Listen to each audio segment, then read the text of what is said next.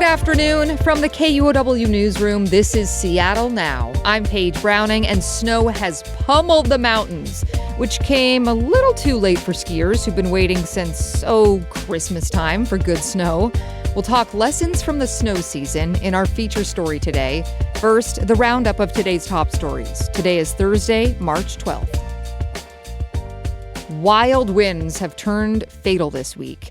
Authorities say a tree fell on a car near Highway 2 in Monroe, killing the driver. It happened along Florence Acres Road. And in Carnation, Eastside Fire and Rescue spent nearly 2 hours last night pulling someone from a trailer that got crushed by part of a 70-foot-tall tree. At last check, that person was taken to a hospital with life-threatening injuries. The worst of the winds have passed, but about 14,000 homes and businesses in Western Washington are still without power as of this afternoon. Those include Crystal Mountain and the Summit at Snoqualmie ski resorts, which had to limit operations today because of power outages. Gusts clocked in above 60 miles an hour in some places, and the mountains are covered in a winter wonderland of snow with many more inches on the way. Now to the legislature, which is making historic news. Washington state is on its way to having its very first income tax. Lawmakers in the Senate gave the proposed millionaire's tax on high earners a final sign-off last night after a historic 25-hour debate in the House. Sarah Mises-Tan has more from Olympia. A bill that would levy a 9.9% tax on all household incomes over $1 million has passed its final legislative hurdle and is now on its way to the governor's desk. The tax is predicted to generate over $3 billion annually from the state's highest earners. Senate Majority Leader Jamie Peterson, who shepherded the tax through the legislature, says the money is desperately needed to support programs like childcare and education. We're on our way toward reforming a tax system that for 93 years has punished poor and working people and has not asked enough of our wealthiest and most successful. Washington's tax would go into effect in 2029, but court challenges and a potential ballot initiative to repeal it are expected in the coming months. In Olympia, I'm Sarah Mises-Tan. As people across the state start to soak in the news that Washington's getting a tax on income, that was very much on the mind of Seattle business leaders last night. They gathered for the annual State of Downtown event. Joshua McNichols was there. Business leaders are worried about wealthy people and businesses leaving the area to reduce their exposure to state and local taxes. Seattle Mayor Katie Wilson campaigned on new progressive tax revenue, but as she took the podium to speak, she acknowledged the concerns in the room.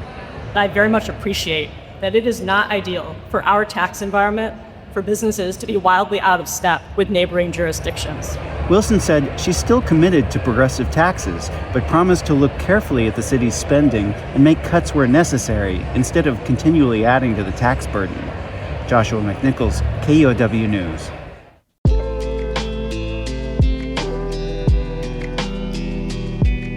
In policing news tonight, a couple of stories. Crime rates have dropped substantially in King County. A report by the prosecutor's office shows crime was down by 22% in 2025 over the previous year. In that time, homicides fell by 19%. Other violent crime also dropped, including robberies. King County prosecutor Lisa Mannion told the Seattle Times the crime drop is the result of officials working together and sharing information. Meanwhile, immigration arrests in King County increased more than 300% last year.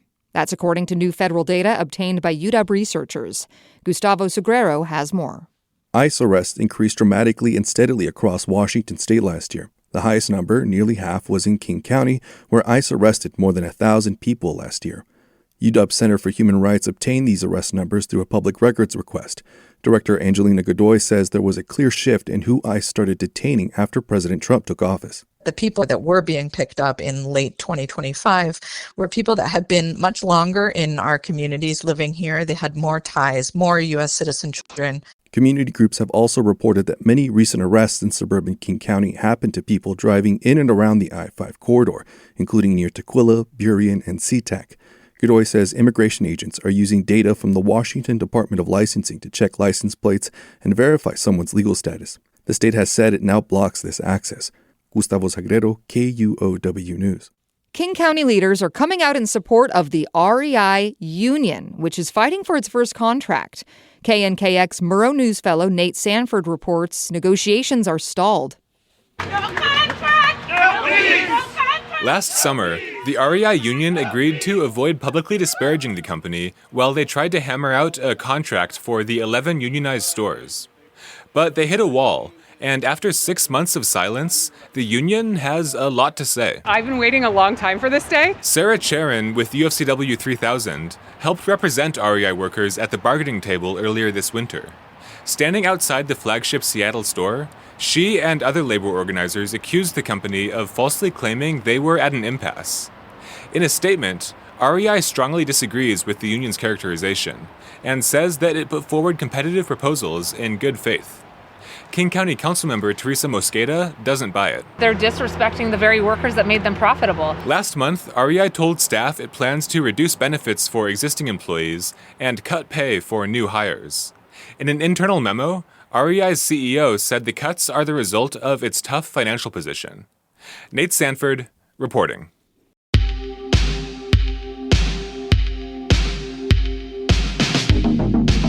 A Costco shopper has filed what could be a class action lawsuit against the Issaquah-based wholesaler. It claims Costco owes its customers refunds for price increases it made because of tariffs. A Costco spokesperson tells the Wall Street Journal they have no comment. Last week, a judge with the U.S. Court of International Trade ruled that companies that paid President Trump's unlawful tariffs are owed refunds. And in other business news, software maker Atlassian is laying off dozens of workers in Bellevue as part of the move to cut 10% of the company's workforce. The company, which is based in Australia, is cutting 63 jobs in our region, according to a notice filed with the state. Our feature story now. The calendar says spring is near, but it is finally the peak of snow season here in Washington. Our local ski resorts are now running most of their lifts, a milestone that should have happened months ago. Snowpack has just been horrible. I talked with Kim Malcolm this week about what we can learn from this ski season. Paige, thanks for being here. Glad to be here, Kim. So what happened this ski season? Well, not much. Up until this week, this was virtually the worst ski season since at least the 80s in Washington. We had a few problems this year. First, the December deluge. We had the warmest December on record, and then that coincided with really intense rain, washing away the chance for snow to accumulate then. After that, dry January. Right. Okay. Not the sober kind. Not the sober kind. Snoqualmie Pass usually collects 222 inches of snow by the end of January. This January, Snoqualmie had 112 by that time. It's like half. Yeah. Finally, Mebuary. That's what I'm calling the meh snow in February. Okay. Does that work for I'm you? with you. Mm-hmm. By that time, skiers were like praying for snow, anxious for it. Maybe it'll come, and it just didn't. Yeah. I've been hearing a lot of anecdotes, but what has it actually looked like out on the slopes? It's looked like dirt patches, rocks, trees sticking out. Resorts haven't had enough snow to safely open or groom all their runs. Cross-country trails have been slushy or dirt-riddled for the majority of the season, if they opened at all. And some other impacts. Mount Baker, famous as a deep snow mountain, canceled their annual snowboarding race. Right. So widespread disappointment there. So when you're looking at this, what can skiers learn from this year? If winters keep warming as the climate changes, skiing could be even less accessible. The cost is one thing, but I'm also talking about accessing terrain. Resorts this year have only operated with a fraction of their chairlifts running. So for weeks on end, that meant only terrain for beginners or the truly advanced and expert skiers. And then there's a new trend, indoor skiing. Indoor skiing, like in Dubai. Exactly what it sounds like. Indoor skiing. There's a year-round ski school open in Bellevue that requires no natural snow.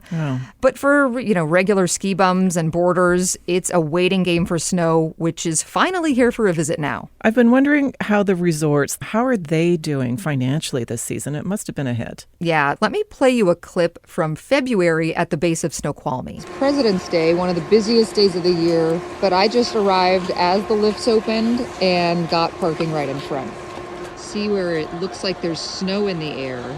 they are making snow from a machine. Wow. So you were one of the few out there, and some fresh tracks for you. You would think the lines for chairlifts and the lodge food were really busy on weekends, but that was because the brave few who went out were funneled into the few open areas. So you're all in line for the same veggie burger stand. With such limited operations, it is hard to see them turning the same profit as last year.